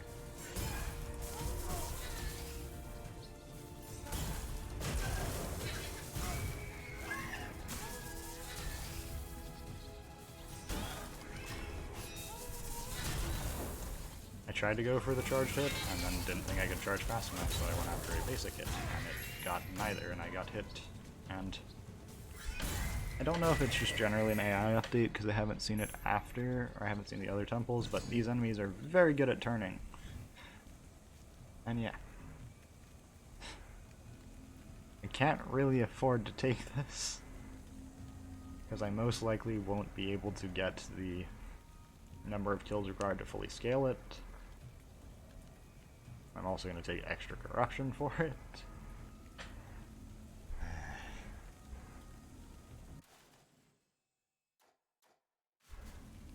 I'd also be giving up my main lightning, which I kind of need lightning or something equivalently powerful. There'll base be an 80% damage bonus thanks to curses, and I will be getting some benefit from healing, but no, I think I'll have to pass. I'll do a couple more rolls just because of the amount of divine favors I have, but I'll just pass after one more. Cool. Yeah, nothing I liked. I was hoping for the auto parry shield, but I did not get it. gonna have to push hard for these relics to hopefully give me the option to get the plus 40 to all stats. That would probably be my only chance, because I'm going to be learning the boss mechanics at the same time as trying to beat it, with a very, very hefty timer. It also seems with that attack pattern to just launch down a couple of extra.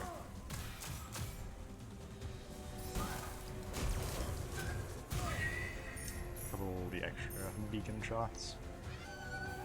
There is a Blade Master, I'm going to hopefully damage it a lot, and then run away.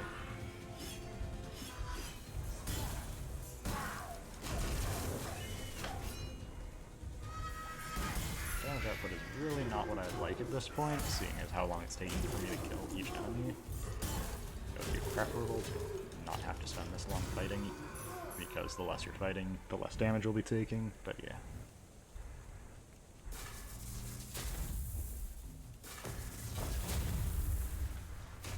Curse weapon effects, not friendly. I like that there's new positive ones, but like the current positive one I have is almost certainly going to do nothing for a majority of runs for people. So like, what is the point? Because cursed weapons themselves are very rare. If you upgrade the altar, you're bound to eventually see them. And I've been seeing them quite frequently, but it's apparently only a 10% chance to see them at all on the altars. Appears to be either a new trap or something similar. Yep, new trap. Cool. Good to know. They also seem to blow themselves up, which is also good to know.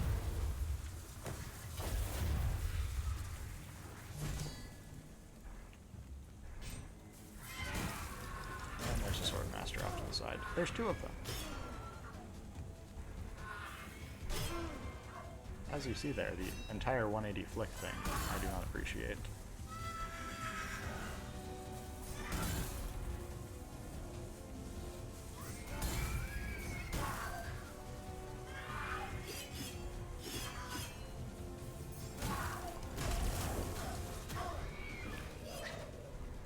Just narrowly managed to avoid that Harpy's charged attack there.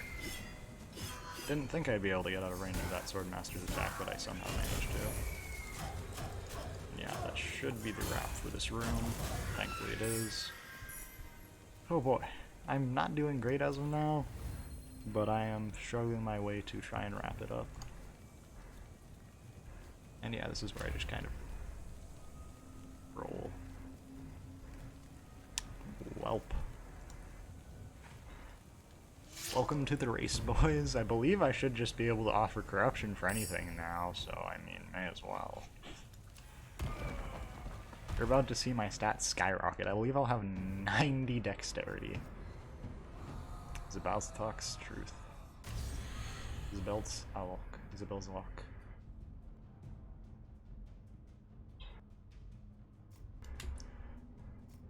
I could technically survive this at 1 HP if I was a skilled player, but I am not quite that skilled. The damage seems to have gone up based off of my constitution, so it may just be a stagnant amount that increases.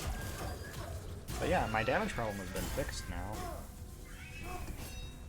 I now do incredible amounts of damage. As well as my heal may actually carry this for me enough that I'll survive for a while. I just don't know how long I'll quite be able to survive.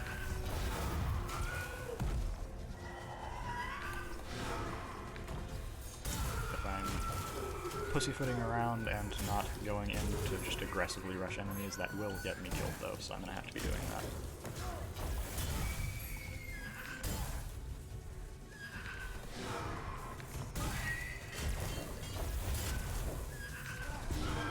Fortunate there, though fortunately its curse does literally nothing, thanks to the fact that I just have full curse anyways. Can't curse me if I'm already cursed.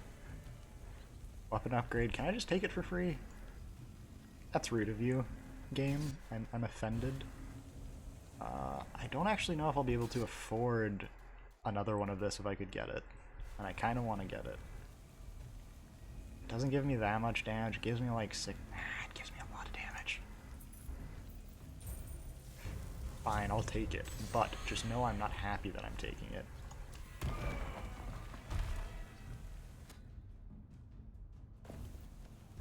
the second run, or this third run, sorry, has been taking a lot longer than I expected, which is unfortunate. That is for sure. I was expecting a bit of a cleaner wrap-up for the night, I should say. I had just gotten off of classes as well as grinding out Destiny. And so I was hoping for a bit of a relaxing evening, and I mean, I enjoy streaming this game, that is for sure. It may give me a heart attack at times, seeing as I got max curse through this run, but I'm also getting kind of bailed out now, and this is the kind of thing that makes roguelikes incredibly addicting for me, is that you have this massive risk, massive reward. I'm literally just constantly depleting HP, but I'm able to survive. I managed to get myself hit twice there, somehow.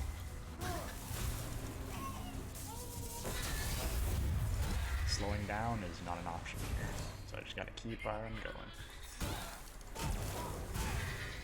I heal 70 per kill, which makes up some of the damage that I take, but it also makes up some of the other stuff.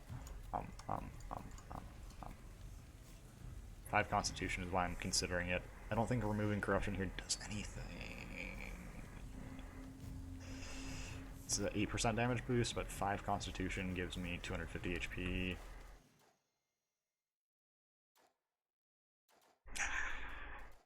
I'll take it.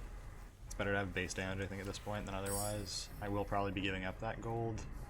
Just the nature of I can't take corruption offerings currently. But yeah.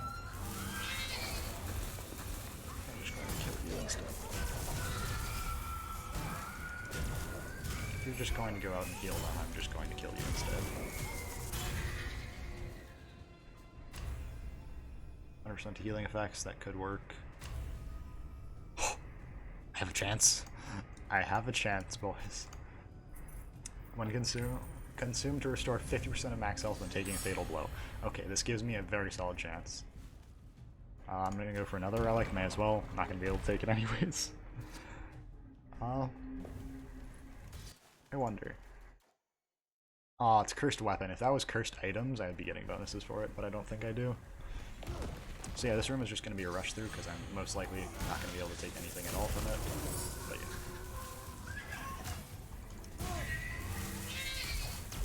If I rush through, I mean I do want to not take hits here, but if I'm going to have to take hits for it, then I'm going to take hits. 900 HP. Oh. Yeah, I might... This relic might be a bit addicting. Crown of the Cursed King. Massive risk, but like this run wasn't really going anywhere before. Like it had the makings of being useful, but it didn't have anything to make it useful. Now I'm just destroying everything I come across.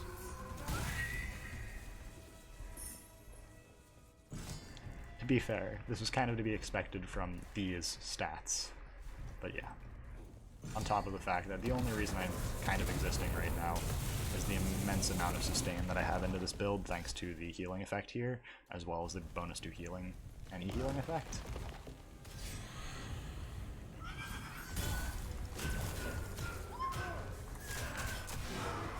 I thought I was just around the corner. Turns out it was not around the corner. Spoiler alert. Just gonna keep hitting. About all I can do. If I'm not risky with my plays here and quickly moving, I am going to die. I cannot take anything here, may as well roll, see if there's anything cool. That would have been interesting, but no need. Whew. Final boss. Here we go. I'll show off this very, very interesting build real quick. 2+3 on the torch, not the highest I've gotten to 2+4. That was wild. Level 3, both kind of in a mood. This for a little bit of extra damage, by that I mean 0 extra damage. Bonus to lightning damage, question mark? 121 also, I just noticed that. Healing effects, other very important healing effects, which now that I think about that may heal me to 100% HP thanks to this. And then Crown of the Cursed King, the only reason I have a chance on this run, giving me plus 40 to every stat since I'm on the final curse, giving you 55, 90, 57. Ooh, 180% damage. Let's go.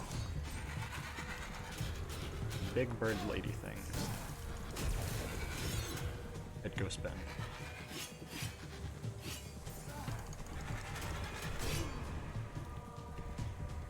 kind of hoped I would hit it with poison, or the electric shield, but I did not manage to. But yeah, this is honestly going to be a DPS race within a DPS race, in a way, because I have to get as much damage as I can on this effective first life here, and then I have to also get enough on the follow-up. I believe that is just an animation where she is healing, and then she will attack me. There you saw my healing triggered. It did indeed heal me up to full HP, which is good to know. I did not know what that mine thing was. Turns out it was exactly what I did not have wanted, which is damage.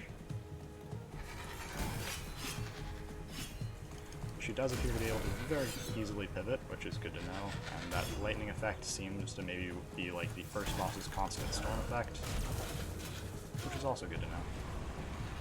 I'm going to be taking a lot of hits here, a lot of bad hits to be fair, but that is just because I am trying to get anything out of this run that I can. And it's also my first time seeing this boss.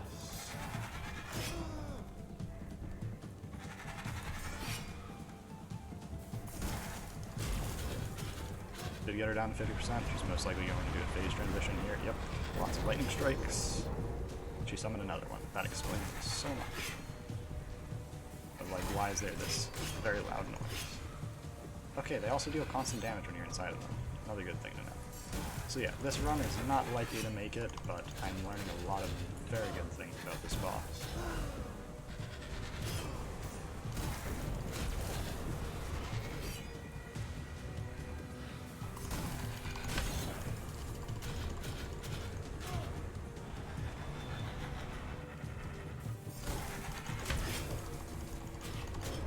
Them aggressively moving towards her is kind of screwing me over here, because that was kind of my last chance to do any damage before I'm in major threat zone.